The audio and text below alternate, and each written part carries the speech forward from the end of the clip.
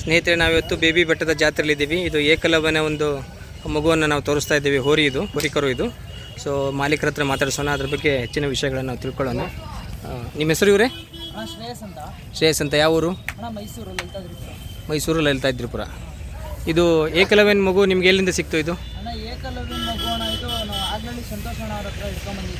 ಆಗ್ಲಳ್ಳಿ ಸಂತೋಷ್ ಅಣ್ಣ ಅವ್ರ ಹತ್ರ. ಎಷ್ಟು ದಿವಸದಿಂದ ತೊಗೊಂಬಂದಿದ್ರಿ? 2 ತಿಂಗಳಾಯ್ತಾ? ಈಗ ಎಷ್ಟು ವರ್ಷದಿದೆ ಕರು ಇದೀಗ? ವರ್ಷದ ಮೇಲೆ 3. ಇಷ್ಟೊಂದು ಎತ್ತರ ಆಗಿದೆಯಾ ಒಂದು ವರ್ಷದಲ್ಲಿ? ಓಕೆ. ಹಾಂ. ಸೊ ಅವರು ಆಗಲೇ ಸಂತೋಷ್ ಅಣ್ಣ ಅವ್ರ ಮನೇಲಿ ಹುಟ್ಟಿತ್ತಾ ಇದು? ತುರುವೇಕೆರೆಯಿಂದ ತೊಗೊಂಬಂದಿದ್ರು. ಓಕೆ. ಏನು ರೇಟ್ ಬಿತ್ತು ನಿಮಗಿದು? 3.25 ಲಕ್ಷ. ನೀವು ಇಲ್ಲಿ ಪ್ರದರ್ಶನಕ್ಕೆ ತಂದಿದ್ದೀರಾ ಅಥವಾ ಪ್ರದರ್ಶನಕ್ಕೆ? ಮತ್ತೆ ಅದಕ್ಕೆ ಅಂತಲೇ ಒಂದು ಹೆಸರಾಗಲಿ ಅಂತ ತಂದಿರೋದು. ಮಾರೋಕ್ಕೆ ಅಥವಾ ಪ್ರದರ್ಶನಕ್ಕೆ? ಇದು ಪ್ರದರ್ಶನಕ್ಕೆ. ಮಾರಲ್ಲ. ಓಕೆ. ಅದಕ್ಕೆ ತಯಾರಿಗೆ ಏನೇನು ಕೊಡ್ತಾ ಇದ್ದೀರಾ ಡೈಲಿ? ಡೈಲಿ ಹಾಲು ಮೊಟ್ಟೆ ಕೈ ತಿಂಡಿ. ಓಕೆ.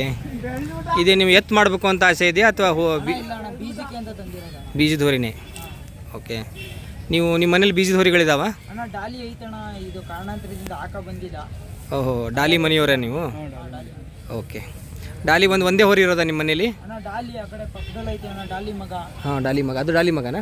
ಅದು 2 ಕರುಗಳೈತೆ. ಓಕೆ, ಸಪ್ರೇಟಾಗಿ ಮಾಡೋಣ. ಸೊ ಡೈಲಿ ಇನ್ನು ವಾಕ್ ಮಾಡಿಸ್ತೀರಾ? ಡೈಲಿ ಒಂದು 2 ಕಿಲೋಮೀಟ್ರ್ ವಾಕ್.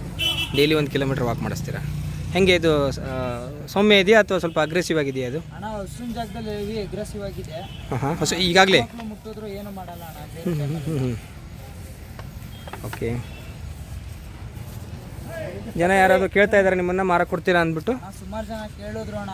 ಸಂತೋಷ್ ಅಣ್ಣ ಒಂದು ಮಾತು ಕೊಟ್ಬಿಟ್ಟಿದ್ದೀವಿ, ಇರೋ ಗಂಟ ನಮ್ಮ ಮನೇಲಿ ಇರಬೇಕು ಅಂತ. ಓಕೆ. ಹೆಸರು ಮಾಡಿಕೊಟ್ರಣ, ನೋಡೋದ ಮುಂದಿನ ದಿನಗಳಲ್ಲಿ ಏನಾದರೂ ಕೊಡಬೇಕು ಅನ್ಸೋ ಕೊಡ್ತೀವಿ. ಓಕೆ. ತುಂಬ ಸಂತೋಷ. ಒಂದು ವರ್ಷದಲ್ಲೇ ಇಷ್ಟೊಂದು ಎತ್ತರ ಆಗಿದೆ ಅಂದರೆ ಇದು ತುಂಬ ದೊಡ್ಡ ಎತ್ತರ ಬೆಳೀತಿದೆ ಇದು ಅಲ್ವಾ?